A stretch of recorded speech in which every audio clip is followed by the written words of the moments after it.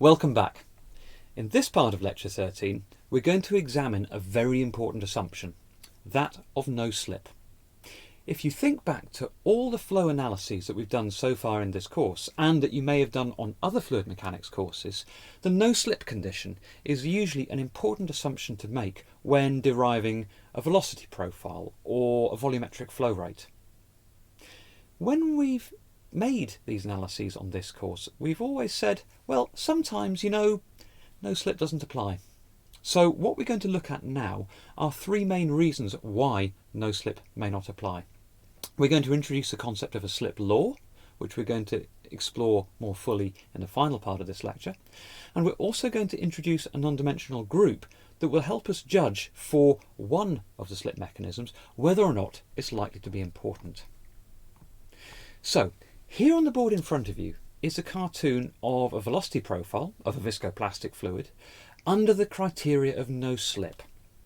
What you can see is the velocity near the walls approaches zero. The vertical dash horizontal line is meant to be a zero line. Very often people assume that no slip means no velocity. However, technically no slip means that the velocity of the fluid near the wall approaches the wall velocity. So always please do remember that. Just in this case, and in a lot of other cases, the wall velocity happens to be zero. Now, if slip was present, our velocity profile looks a little different. It looks a little elongated, because in effect what is happening near the walls is the material slides along the walls without actually sticking to them. So it's almost as if the walls present themselves to be lubricated. Now, from a pragmatic standpoint, if materials slip, that can sometimes be helpful for materials processing. If we're running an extrusion system and the material that we are extruding slips, then the pressure drops in that extrusion system are going to be a lot lower than if the material didn't slip. This means lower energy, which means a cheaper process. However, the presence of slip can be greatly problematic if it occurs during materials characterization. Slip can often occur during rheometry, which means that the rheometry data we get, if incorrectly interpreted and slip not recognised, can lead to a misleading and often wrong materials characterization. If that materials characterization is then used for design purposes, that can have severe ramifications for the effectiveness of that design. Now, one can do experiments, rheometrically, that indicate the presence or not of slip, and I'd like to talk about that now. So here on the board I have a set of axes, apparent viscosity as a function of shear stress. So these data would have come from rotational rheometry in controlled stress mode. And I'm going to plot out two data sets. The material is identical, the plate geometry is identical bar one key feature. Now, here in blue we have the flow curve, apparent viscosity as a function of shear stress, for a material. The parallel plates that were used were smooth. This is important because smooth plates for a material that slips doesn't allow the material to key in to the plates. And so if the material is going to slip, it will slip very readily on smooth plates. So we need to compare this to a system that tries to remove slip. And what we do to our parallel plate device is to roughen the plates. Sometimes they're serrated, sometimes they're sandblasted, but both of these roughenings allow the material to what's known as key onto those plates. So if we plot a second data set, we can see that the apparent viscosity trace is actually higher at some shear stresses, indicating that the material's got better adhesion to the plates. So one of the first things to do if you're unsure whether your material sticks or slips is to do rheometry in a rotational system where you have smooth plates and rough plates and critically examine the difference between the two data sets. It can give you a clue as to whether slip is going to be an important phenomenon. Now, let's discuss why slip happens. We're first going to examine a microstructured material. In this case, imagine that we've got a solid suspension, so lots of particles in a fluid. Suspensions are going to be something that we talk about in the final part of this course on the rheology of multiphase materials. For now, just assume that we've got effectively an ordered system of particles in this fluid. Now, what happens when we shear these particles? One thing that could happen is that particles migrate away from the wall. There's some hydrodynamic theories that demonstrate, along with appropriate experiments, that in some flow scenarios, materials like to move away from a wall if they're solid. So we get particle migration away from a wall, and with a conservation of volume argument, the fluid that was in the place that the particles migrate to has to be displaced. And so that fluid that the particles are in moves to the wall. And you end up with a scenario that really does look like a lubricated wall. You have a structurally different material within a few microns of the wall compared to what's in the bulk flow. So, in suspensions, structured materials, you can get migration and lubrication. Now, let's assume that in our suspension, the particles aren't hard and they can deform in shear. If one thinks about the shear rate profile in pipe flow, we know that the shear rate is highest at a wall. Now, shear rate can cause particles to extend and rotate. We've seen that before. So let's imagine for a bit that the shear rate at the wall is sufficient to elongate our particles somewhat. And what you end up with is an alignment of particles close to the wall. Again, you've got a structurally different material at the wall compared to the bulk flow. And so the flow properties of that material close to the wall are going to be different. Streamlined particles such as these will allow flow to happen more easily, again looking like a lubricated wall. If the suspension was actually an emulsion, two liquid phases, two immiscible liquid phases in one another, one can imagine that liquid droplets would deform very, very easily, again giving rise to this kind of structural rearrangement. Now, in both of these scenarios, we have a small thickness layer next to the wall. I'm calling that thickness delta, the same in both of these. What we can do is quantify the effect of slip by something called the Navier-Slip Law. What the Navier-Slip Law says is, look, the wall shear stress is going to be a measure of apparent viscosity times the shear rate at the wall.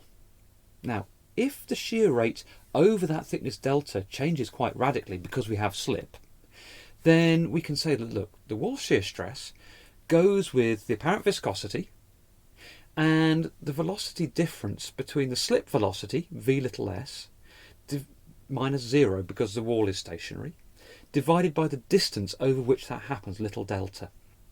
And so, if we think about that logic, we can rearrange that equation to make Vs a subject and say, look, the slip velocity, Vs, is going to be a constant beta, which is a group of terms involving the apparent viscosity and the thickness of the slip layer, multiplied by the shear rate at the wall, may be raised to some power depending on the mechanism that's going on here. So this is a Navier-Slip Law, and we can incorporate that into our analyses of flow to say, well, look, let's allow a little bit of slip to happen.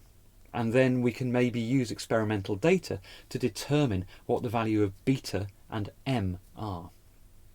So, for structured materials, we have migration and lubrication and ordering and alignment as two possible causal mechanisms for slip. Let's think about a different type of material. I also said that polymer melts can exhibit slip. Polymer melts don't have the kind of structure that we've just seen. They certainly have a structure, but it can't be described as particles within a solid. Let's look at a different phenomenon, that of viscous dissipation. The acknowledgement that at high shear rates, energy will get dissipated in the form of heat. And if our material viscosity is temperature sensitive, that means that under high enough shear rate conditions, where viscous dissipation is occurring, the viscosity lowers because of the increased temperature. So, we might assume, for example, that we have an isothermal flow there on the board as a cartoon, but what is actually happening is that we have a temperature difference, a temperature gradient between the core of our flow and the high shear rate regions of the flow, which in a pipe flow or the flow between two parallel plates would be near the wall, because that is where the shear rate is highest. Now, viscous dissipation is a well-studied and well-known phenomena. And one can write an expression such as this for it, where Q is the amount of energy per unit volume, watts per cubic metre, equal to the double dot product of the shear stress multiplied by a velocity gradient. In 1D shear flow, we can write a far simpler expression, which is that the stress is the wall shear stress, our reference stress. The shear rate is what's happening at the wall. And if we think of the relationship between wall shear stress and wall shear rate linked via an apparent viscosity, we can approximately say that, look, the amount of energy per unit time being dissipated, watts per cubic metre, is going to be equal to the apparent viscosity multiplied by the shear rate squared. Shear rate squared. So think what this means for high shear rheometry, particularly in capillary rheometry. High shear rate capillary rheometry is very, very prone to viscous dissipation, which means that one has to be very aware of the temperatures within your system such that you can correct your results. So, here is a cartoon of a capillary system, and let's say what we'd like to be able to do is to judge whether or not viscous dissipation needs to be included or can be safely neglected in a given experiment. One way of doing this is by using a non-dimensional number. The Navier-Griffiths number, specifically written for pipe flow, is an incredibly useful non-dimensional group because it looks at the rate of heat generation versus the rate of heat dissipation via thermal conduction. And if the Navier-Griffiths number is particularly small, between about 0.1 and 0.5, we can safely neglect the effect of viscous dissipation. If we look how the Navier-Griffiths number is written, we can see in the numerator we have a product of 4 terms.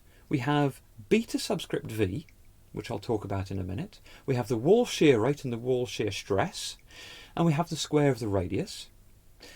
In the denominator we have the fluid's thermal conductivity. Now, beta subscript v is what is known as the temperature sensitivity of viscosity, and I've written it down there on the board for you. It's a temperature divided by the viscosity at the temperature you think the system is at, T over eta, multiplied by the differential d eta by dt, so how much the viscosity changes with changing temperature. So, with that knowledge, we can see that our Navier-Griffiths number will always be 0 if our viscosity is independent of temperature.